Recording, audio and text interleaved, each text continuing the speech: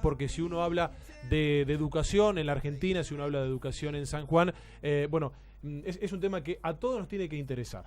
Un tema de debate permanente, podríamos decir, totalmente. sobre todo en este último tiempo. Son muchos los temas que vamos a abordar en la jornada de hoy. Y como siempre decimos, es importante la participación de todos ustedes porque vamos a estar leyendo algunos mensajes para que quien nos acompaña, que ya le vamos a dar la bienvenida en unos minutos, pueda responder estas inquietudes de la gente, de ustedes, los oyentes, los televidentes, porque insistimos que son temas que nos involucran a todos. Bien lo marcaba Caro, a través de nuestras redes sociales, de Facebook, de Instagram, usted ya puede ir mandando su consulta.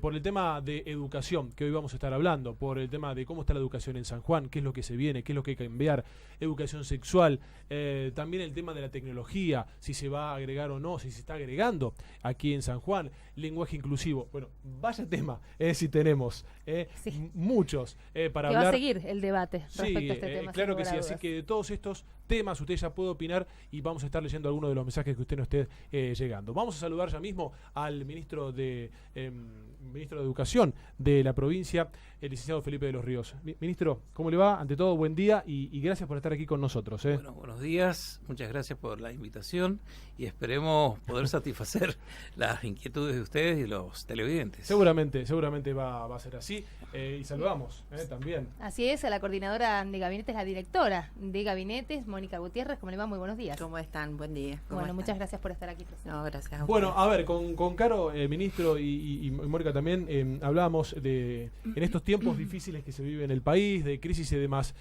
¿Ustedes lo ven reflejado esto en el colegio, en las aulas? ¿Se ve reflejado? Bueno, la educación es un sistema que requiere de un contexto y el contexto de la escuela está inmerso en el contexto social, no está aislado. Todo lo que sucede hacia el exterior de la escuela tiene resonancia dentro de la escuela como también de un hospital público. Por eso es que salud y educación siempre son los lugares donde más impactan los sonidos de la sociedad, los altibajos que se producen a veces en cualquier sociedad tienen eco en estos ámbitos. ¿Y cómo se contiene esta situación social? ¿Cómo se está trabajando puntualmente con esto en las escuelas, ministro? Bueno, nosotros tenemos un proyecto que se llama Puente, que ayuda a que los papás de las instituciones educativas vuelvan a la institución con una actitud proactiva y poder participar de la vida de la escuela junto al personal directivo, porque esta tríada que la conforman los alumnos, los profesionales de la educación, directivos y docentes, y los padres, si le falta una pata no funciona. Y entonces este proyecto, que está integrado por sociólogos, antropólogos, psicólogos, hace posible, con un trabajo lento, pero que realmente va dando sus frutos, que los papás en las zonas más vulnerables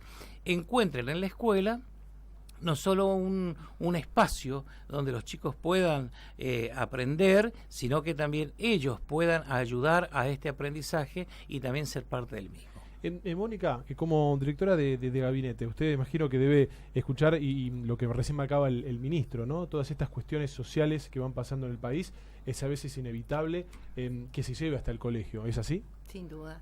Nosotros trabajamos, bueno, el área es específica sobre esta temática y trabajamos en dos líneas. Una es la atención porque inmediata, porque las situaciones suceden, se dan en forma cotidiana, algunas más complejas que otras, pero también estamos poniendo un fuerte acento en prevención, porque son dos cuestiones que tenemos que llevar a la par para poder trabajar desde adentro de la escuela en este proceso pedagógico que es el que seguimos todos en el ámbito educativo, ¿no? Sobre todo tratándose de niños que están en una etapa de formación. Bueno, justamente en alusión a esta etapa de formación y este debate que se ha dado recientemente, quizás como disparador el tema del aborto, pero estamos hablando en este caso y nos metemos de lleno en la educación sexual integral. Sabemos que se está trabajando de manera coordinada, justamente como bien lo decía, desde los distintos ministerios y fundamentalmente sabemos que ya hay algo previsto para comenzar a dar esta educación sexual integral en las escuelas a partir del próximo año.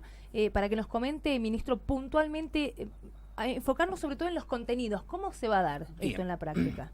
Yo le agradezco la pregunta porque la respuesta tiene que ser extremadamente clara en esto. O sea, la Argentina tiene un sistema federal de formación para el nivel inicial, primario y secundario y también superior, no universitario y universitario. Nada más que cada universidad es autónoma y tiene autarquía, entonces no está dentro de la lógica del diseño jurisdiccional de cada provincia.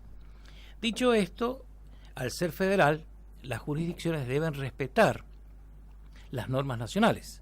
La ley 26.150 aprobó un modelo de implementación de educación sexual para la Argentina. Estamos hablando del año 2012 de esta ley. Esta ley lleva hacia adelante una propuesta en la implementación que en su momento San Juan no adhirió en plenitud como ley, pero sí adhirió con una resolución del Ministerio de Educación de San Juan de esa época, y lo hizo a través de los núcleos de aprendizaje prioritario. ¿Qué es esto? Es un compendio de contenidos que se acuerdan en las mesas federales por los especialistas de la educación sexual integral y que son los que están en vigencia, y es lo que vamos a enseñar. Puntualmente, ministro, por ejemplo, nivel inicial, primario, secundario. Bien. Yo creo que esto pasa, ¿sabe por qué? Porque hay muchos padres que no están de acuerdo con el tema de la educación sexual para sus hijos en el colegio. Bueno, pero nos ordenemos un poquito porque si no vamos a generar, en vez de una explicitación, una mayor confusión. Primero, ¿qué es educación sexual? Esta es la primera pregunta. Es una educación complementaria de la actividad humana que no solamente tiene que ver con determinados aspectos de la sexualidad, sino que también tiene que ver con la preservación de la vida. Por ejemplo, el que no hayamos abordado educación sexual en todos estos años hace que muchos padres, en particular las mamás, no permitan que el Ministerio de Salud vacune a sus chicas, a las hijas de las mamás, de los papás, con la vacuna del papiloma humano. Entonces, esto genera hacia futuro un inconveniente en la salud, pero terrible. Es que ese es el problema, pero la culpa no es de los padres que hoy ignoran esa situación, sino porque no recibieron información, ministro. Bueno, entonces ahí vamos llegando al nudo del problema. Quiere decir que la educación sexual es mucho más que lo que algunas personas piensan, que lo centran en algunos aspectos, nada más. Y esto es muy importante aclararlo, porque lógicamente los contenidos transversales y los contenidos de los núcleos de aprendizaje prioritario de educación sexual es abarcativo hasta del cuidado de la salud. Y esta información, ¿cómo se les va a brindar por parte de los docentes que estamos preparando? Primero, como es un tema controversial, porque también subyace en este substrato la ideología, la religión, algunas expectativas de organización familiar.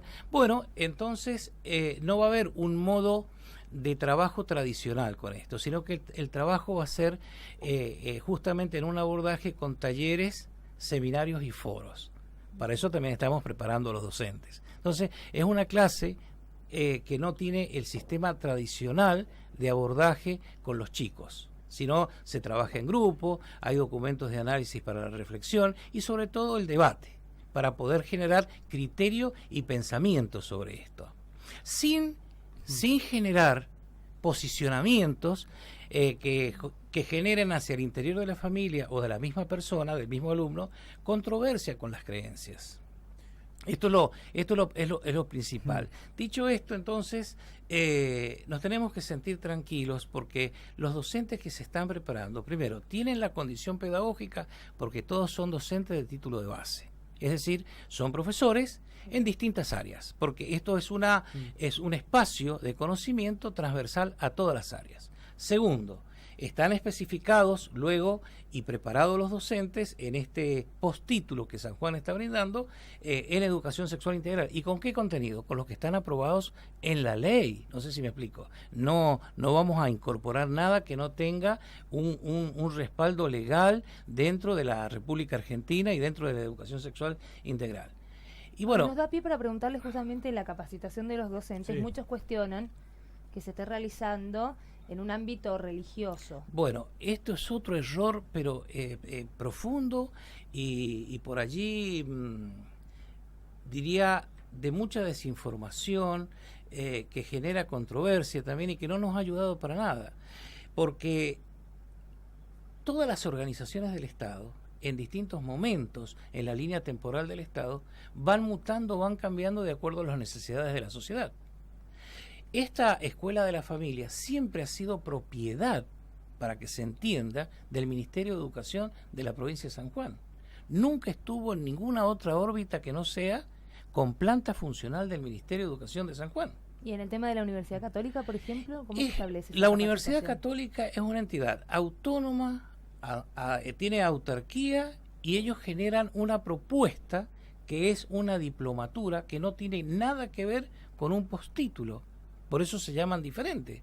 Es decir, la propuesta de la universidad es de ellos. O sea, para que quede claro, ministro, el Ministerio de Educación de San Juan va a capacitar a los docentes. Lo está haciendo. En un ámbito abierto a través de la Escuela de Familia. Y por otra parte, la alternativa es la Universidad Católica de Cuyo. Cada persona puede ir. Podrán brindar quizás en colegios. Como si mañana la Universidad Nacional brinda otra diplomatura o un postítulo como estamos haciendo nosotros. Ahora, nosotros ¿los contenidos se dan de la misma manera en ambos espacios? Es que no tenemos por qué nosotros legislar en la universidad. Los contenidos nuestros responden a los núcleos de aprendizaje prioritarios, NAP, del Sistema Nacional Federal de Argentina. ¿Y cuándo van a estar listos los docentes para el 2019? Para comienzo del 2019 ya van a estar... En marzo debemos comenzar. ¿Y cómo? No podemos cubrir toda la expectativa del Gran San Juan y de las zonas alejadas.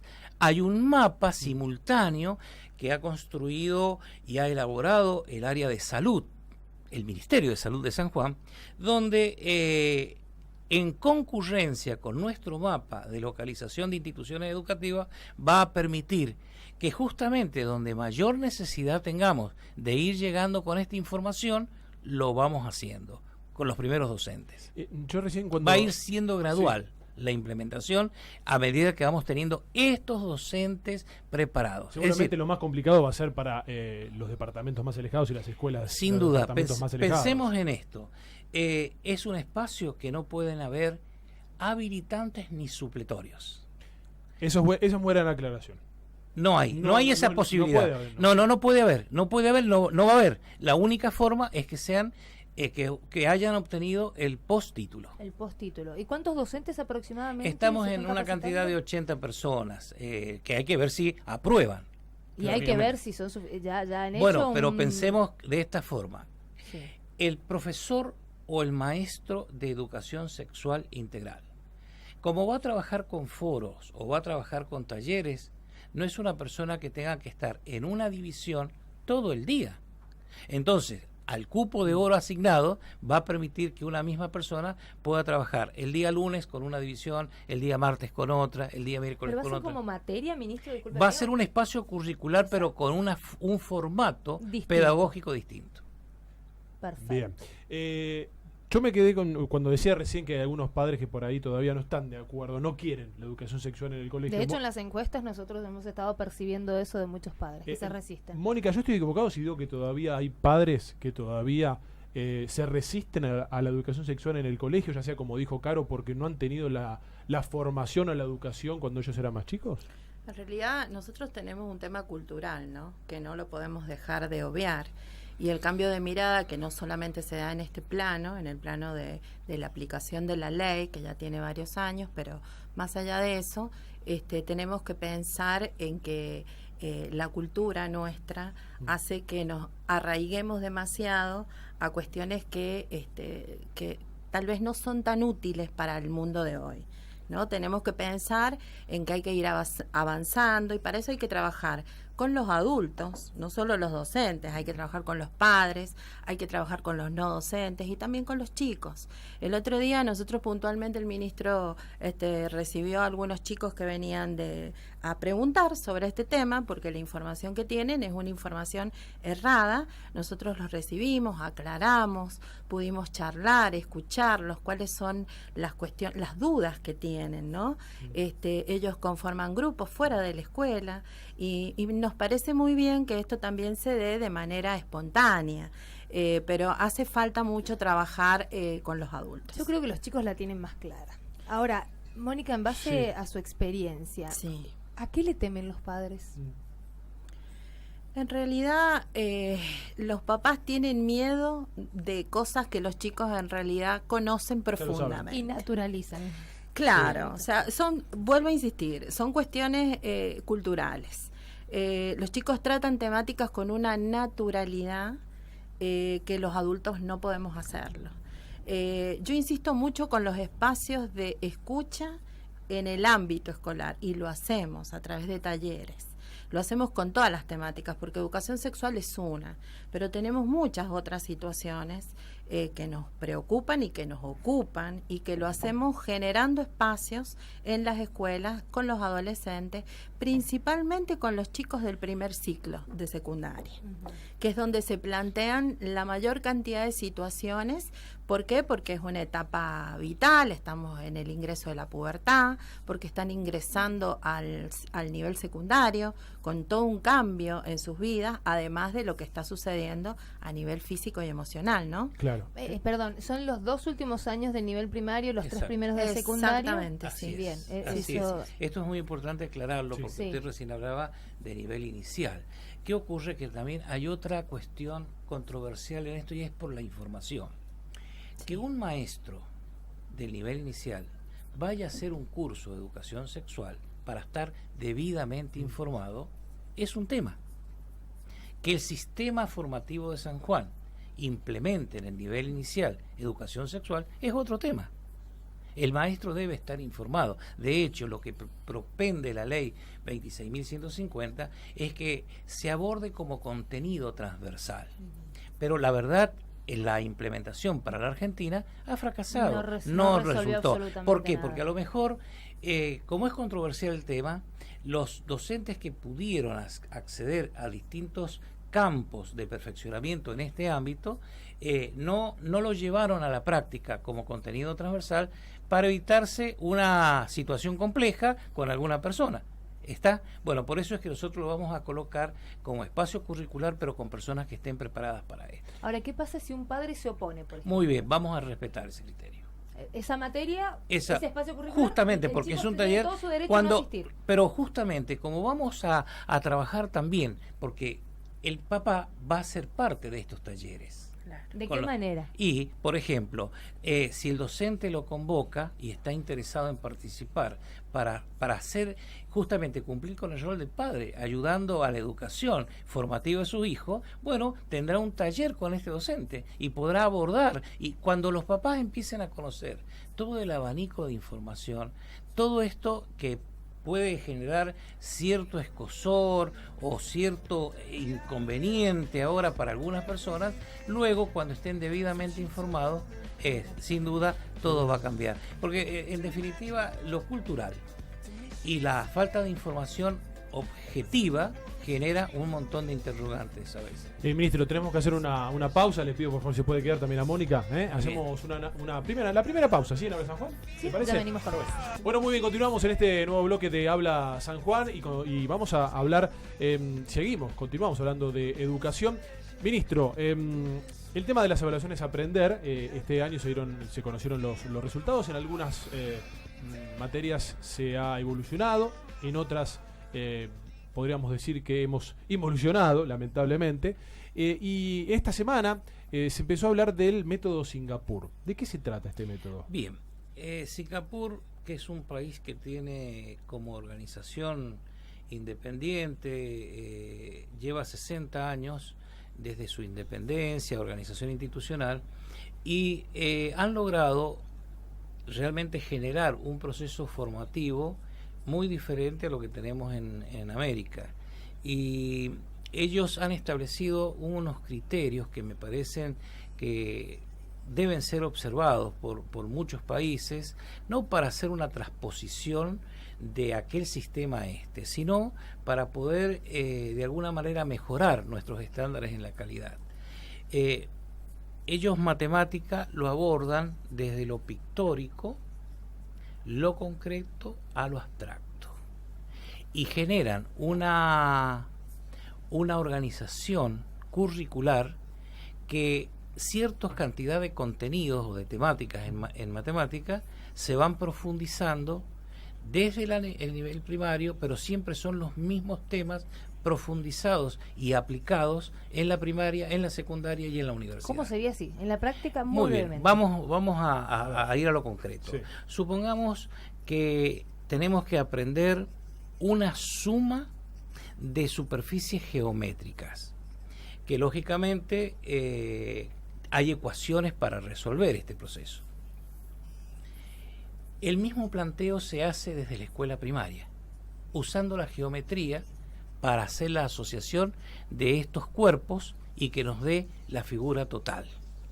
Este es un ejemplo muy simple cómo podemos llegar a la resolución del problema por un método que permite la compilación de superficies a un método que, tomado el problema, me pueda resultar fácil aplicar una ecuación resuelta por la calculadora o por un método tradicional. Que haya de la pizarra. una continuidad, digamos. Siempre es un abanico. Ellos llegaron a determinar cuáles son los contenidos que les sirven a Singapur para todas las áreas de conocimiento. Entonces, el alumno está preparado para aprender otras temáticas, pero las que a Singapur le interesan, hay un pleno dominio desde el nivel primario hasta el nivel superior. Y entonces la calidad ha llevado a que en ese país son los primeros en la evaluación PISA. Claro. Y este método se va a... Nosotros traemos los especialistas, Sí. ahora el día 9 de septiembre llegan acá a San Juan en la tarde-noche, el 10 van a trabajar con las escuelas secundarias orientadas, escuelas técnicas y agrotécnicas, escuelas de educación de adultos, escuelas de educación superior, pero ¿quiénes? Únicamente los docentes que están a cargo de un espacio de matemáticas. Y luego, el día 11 es un feriado provincial, el día 12 trabajamos con la escuela primaria, desde el primer ciclo y el segundo ciclo, y también con educación de adulto. Vamos a trabajar allí con todos los docentes que están a cargo de matemáticas. Ahora, ¿el objetivo es implementarlo también en el próximo El año? objetivo es que la estrategia matemática, claro, justamente que todo lo que ellos hagan el abordaje, porque nosotros les hemos pedido el cómo lograron ellos este perfeccionamiento de método que hace que disfruten los alumnos al aprender matemática. Que es todo un logro. Es un logro. Eso, porque la verdad... Lógico, todos hemos sufrido, Sí. a veces... Parecido. Aparte, bueno, no hay grises en matemáticas. Sí, sí. ¿Te No, gusta o no te o o gusta? no te gusta. Bueno, pero Exactamente. más allá Muy de eso, la mediación para la transposición didáctica de matemática tiene que ver con la estrategia, tiene que ver con instrumentos que se usan para que se aprenda matemática de una manera más sencilla. Pero tiene que ver mucho con los docentes también. Hay docentes que en una clase de matemática ponen como ejemplo un partido de fútbol donde la pelota, las características del arco, también tiene que ver con una metodología, por ahí una impronta del Por eso, docente en este caso. Es me importante parece la que capacitación. justamente la formación, recordemos que la formación acá en San Juan está a cargo de la Universidad Nacional de San Juan para los títulos docentes, profesores de matemáticas. Pero luego, cuando nos faltan profesores de matemáticas, tenemos que caer a títulos habilitantes, que ya no son profesores de matemáticas, sino pueden ser ingenieros en cualquiera de sus ramas que pueden dar matemáticas. Ya la visión es diferente, porque tanto el abordaje pedagógico de uno y de otro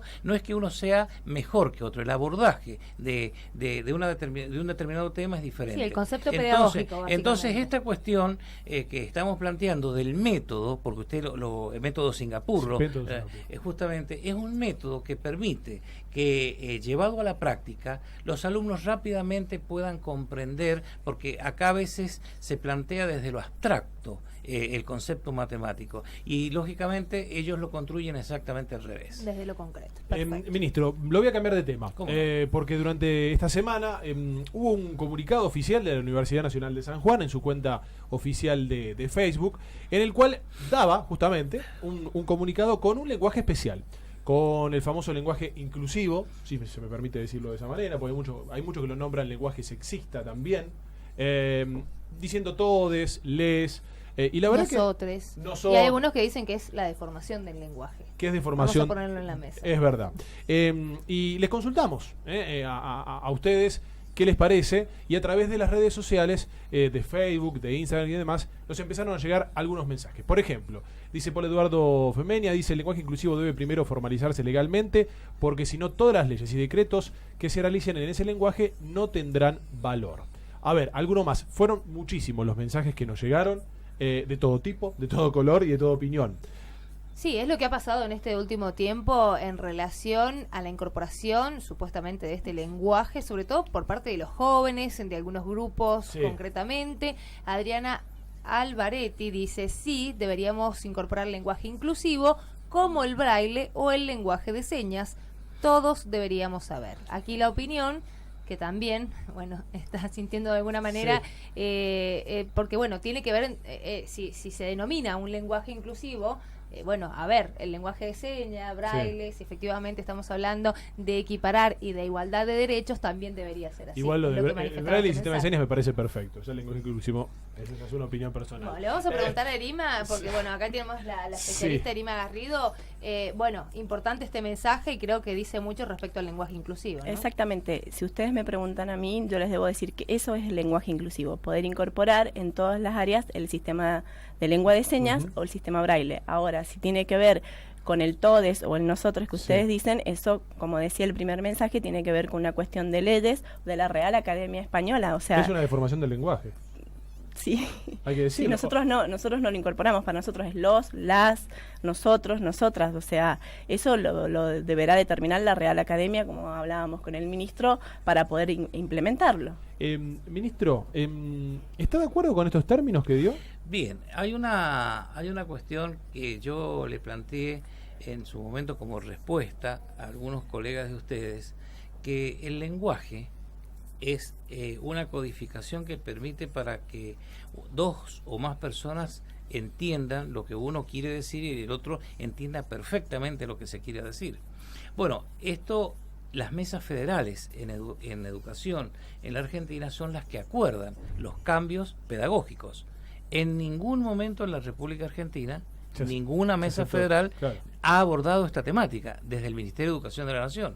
Entonces, menos una jurisdicción con el sistema federal puede abordar este concepto de cambiar el idioma o de modificar el idioma. Ahora, ¿qué opina que desde una página oficial, en este caso de la Universidad Nacional de San Juan, se haya publicado este comunicado con este lenguaje? Bien, yo opino lo que le voy a responder lo que respondí en ese momento. La autonomía y la autarquía de la universidad hace posible estas cosas. Ahora, nosotros no tenemos que abrir un juicio de valor sobre lo que haga la universidad. No nos corresponde a nosotros. Si esto fuese de una escuela dependiente del Ministerio de Educación, y estaríamos generando un juicio de valor, pero en este caso no, porque no sé si esto fue un documento elaborado por un profesional que tiene la autorización y la aprobación del Consejo Superior. No, pero imaginamos que usted, por ejemplo, evalúa lo que sale publicado en la página oficial del Ministerio de Educación. En este caso fueron los alumnos que redactaron de esta manera el comunicado. No, pero de la página de la universidad. Y la universidad no depende de nosotros. No, seguro, era una opinión simplemente, digo, por esta cuestión que No. usted planteaba a nivel nacional, tampoco hay algo claro. No, a nivel en nacional, el definitiva, Ministerio de Educación de la Nación, ni siquiera en los documentos borradores se ha planteado el abordar estos cambios en el lenguaje. O sea, no se está contemplando. No se está contemplando. Fijemos y tenemos algunos mensajes más, porque la verdad que este tema, la verdad que da para debatirlo. Por ejemplo, Mónica Castillo: no saben escribir bien en castellano y quieren implementar algo nuevo, ¿por qué no se ocupan de lo primero? Algunos de los tantos mensajes. Ministro, ¿qué ocurriría si un docente en su clase empieza a hablar o escribir de esta manera? Bien, pensemos en esto. El arte de enseñar tiene dentro de un sistema una lógica que debe responder al diseño curricular jurisdiccional y el diseño curricular jurisdiccional al diseño nacional. Un docente no puede salirse de la órbita de lo que está estipulado para enseñar. Puede traer a colación ejemplos, como usted bien dijo del fútbol recién, puede traer a colación parámetros, puede asociar contenidos de un área con otra, puede decirle a un chico: esta temática la van a terminar de comprender el próximo año cuando vean determinada ejercitación, pero no puede ser parte de una propuesta que no está consolidada nacionalmente. Es decir, esto no se puede hacer. Hubo Porque un caso mañana, de una docente. mañana una docente o un profesor cambia totalmente el lenguaje, y los chicos cómo van a entender si vienen desde la escuela primaria formados para un lenguaje, que es la lengua madre que tenemos, que es el castellano. Esto está modificando la codificación. Con esto no decimos que esté bien o esté mal, sino que estamos diciendo desde el Ministerio que esto debe tener una organización, como todo en la sociedad. Debe tener etapas en donde esto quede perfectamente aprobado. Lo decía recién una persona en el mensaje de texto: si no, todas las leyes estarían equivocadas. Erima, esta semana hubo un acto muy lindo en el centro cívico por la educación especial. Bueno, ¿cómo fue eso? En realidad estamos en el mes, el mes por la inclusión. sí, en donde tenemos diferentes actividades que se realizan en la modalidad de educación especial, pero obviamente, como es el mes de la inclusión, es con todos los niveles y modalidades del sistema educativo. Así que los alumnos están pasando y atravesando diferentes actividades culturales, pedagógicas, recreativas y sociales para poder visibilizar esto de la discapacidad y de empezar a crear culturas inclusivas. ¿Se está creando esa cultura? Sí, vamos de a poco. ¿Sí? Vamos en un proceso, gracias también al apoyo incondicional del señor ministro, del señor gobernador. Vamos creando las culturas inclusivas y vamos mirando a la persona con discapacidad con otros ojos y acercándonos a los derechos que ellos también se merecen. Siempre decimos que tiene que ver más allá del lenguaje con las acciones. Sí, las acciones deben ser inclusivas y es algo muy importante, sobre todo en el ámbito educativo. Ministro, hay un mensaje particularmente que le queremos leer. Antonio Navarro nos escribe: yo le preguntaría si él como docente puede dictar una clase a nivel secundario, en este caso en la escuela Boero, ahí estamos compartiendo al aire, con 43 alumnos, cuando un docente ha perdido el apoyo de la dirección del mismo, incluyendo el ministerio, para poder sancionar las múltiples faltas de conductas, porque debemos mantener la matrícula, el criterio de la educación. Bueno, en definitiva, lo que manifiesta Antonio Navarro, entendemos, tiene que ver con esta falta de herramientas del docente a la hora de sancionar una conducta por parte del alumno. Yo dejé la escuela Boero con un acuerdo escolar de convivencia. El acuerdo escolar de convivencia es una estructuración que se hace desde la época del licenciado Boneto, estoy hablando más de 12 años atrás, donde cada institución con un proceso normativo construye un acuerdo escolar. ¿Qué es esto? Los papás, los alumnos y los docentes construyen las reglas de juego de la conducta y también los estímulos. Este acuerdo se dejó, lo que se debe aplicar y se debe actualizar cada 2 o 3 años. El tema de los 44 alumnos, yo he estado en la escuela Boero y he tenido a veces 50 alumnos en las clases. Ahora, ¿qué ocurre? No es lo que debe ser. No, pero acá el tema tiene que ver con el crecimiento demográfico y una correlatividad de la planificación en edificios públicos. Es decir, si usted no tiene edificios públicos para poder albergar la cantidad de matrícula que requiere por el crecimiento demográfico, lógicamente hay exceso de matrícula en algunas escuelas y en algunas aulas. Esto lo estamos tratando de resolver porque, lógicamente, hemos armado no solamente una planificación, sino que desde el Ministerio de Infraestructura están llevando el abordaje para poder generar nuevos edificios públicos. ¿Esto en qué va a redundar? No solamente en que vamos a bajar la cantidad de chicos por aula, sino que también vamos a tener más instituciones, y trabajando con escuelas que tienen menor matrícula, sin duda la vida cotidiana es mejor, porque cuando hay mucha matrícula, la complejidad aumenta, le diría, cuadráticamente. Ministro, nos estamos quedando sin tiempo, pero, por ejemplo, muchos chicos dicen: me aburro en las clases porque falta tecnología. Muchos hablan de la forma en que se da la clase por parte de los docentes. Se está pensando la posibilidad de ir, echando de dar tecnología con computadoras, con tablet, con celulares, porque uno dice todo eso tiene que tener conectividad. Además de tener conectividad, el profesor debe estar en condiciones de poder, adelante de un grupo de alumnos, poder manejar un celular o una tablet o una computadora para dar una clase. ¿Se está barajando esta posibilidad? Bien, nosotros tenemos desde el gobierno nacional, teníamos la asistencia para toda la República Argentina de Conectar Igualdad, que era un programa, era porque dejó de serlo, que se le distribuía Netbook a los alumnos. Luego apareció la asistencia nacional con los pisos tecnológicos en algunas escuelas para que haya conectividad. La realidad es que también esto, a diferencia de lo que hicieron otros países, no resultó lo que esperábamos, porque en el medio habían docentes que no estaban preparados para llevar adelante la propuesta. Entonces la Netbook terminó siendo un artefacto multimedial para el ocio electrónico, para otra actividad y no para la actividad educativa. Bien, dicho esto, entonces, ¿qué nos propusimos por lineamiento del gobernador Sergio Uñac al comenzar la actividad? Tenemos un plan provincial. San Juan tiene un plan provincial de actualización y capacitación. Tiene 6 módulos este plan. El segundo módulo se llama módulo TIC, Tecnología de la Información e Información aplicada a educación. Esto hace que en el colegio número 1 de Rawson, con 100 puestos de trabajo para los docentes, allí están asistiendo docentes de educación primaria y también lo van a hacer docentes de educación secundaria. ¿Para qué? Para aprender a diagramar las clases, a preparar sus clases con una metodología donde la tecnología es un facilitador.